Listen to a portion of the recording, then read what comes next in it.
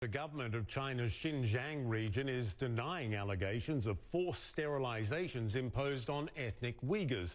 The response comes weeks after a CNN report broadcast on July 31st documenting a campaign of abuse against women from Muslim ethnic minorities in Xinjiang, a region where the authorities have been accused of putting hundreds of thousands of Uyghurs into internment camps. As our Ivan Watson reports, the Xinjiang government confirmed CNN reporting that there has been a clear recent drop in birth rates in the region.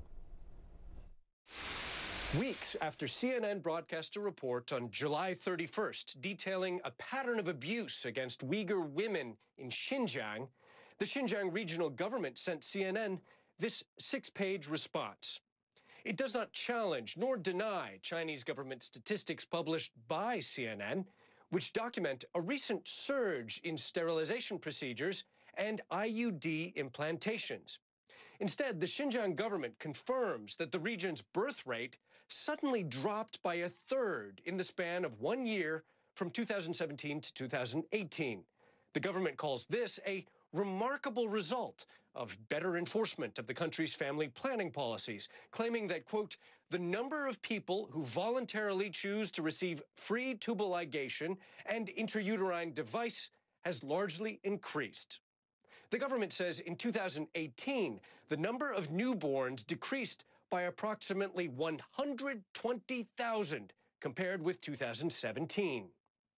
The Xinjiang government attacked academic Adrian Zenz, who first revealed the sudden surge in sterilization procedures in Xinjiang using Chinese government statistics.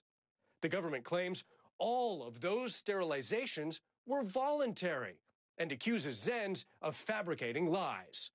Zenz says the government is resorting to personal attacks because it cannot dispute his research.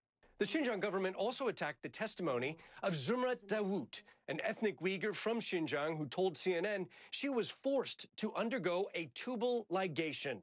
The Xinjiang government says the sterilization procedure was voluntary, adding that she signed a consent form. But Dawood says Chinese officials threatened to confiscate her passport and revoke her Pakistani husband's visa to China if she did not submit to the sterilization procedure. Finally, the Xinjiang government confirmed CNN's report that Gulbahar Jalilova, a citizen of Kazakhstan, was detained on suspicion of aiding terrorist activities for more than 15 months before being released without explanation. The government denies Jalilova's claims she was tortured and sexually assaulted.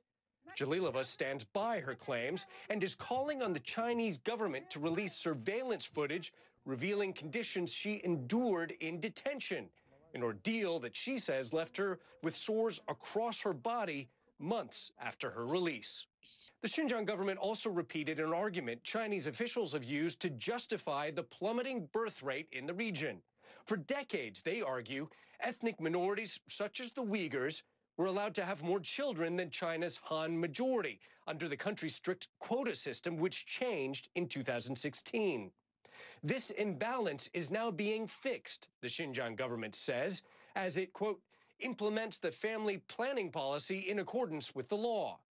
But critics say the surge in sterilizations and IUD placements could meet a United Nations definition of genocide, which includes imposing measures intended to prevent births that target a national, ethnic, racial, or religious group, an accusation the Xinjiang government strenuously denies.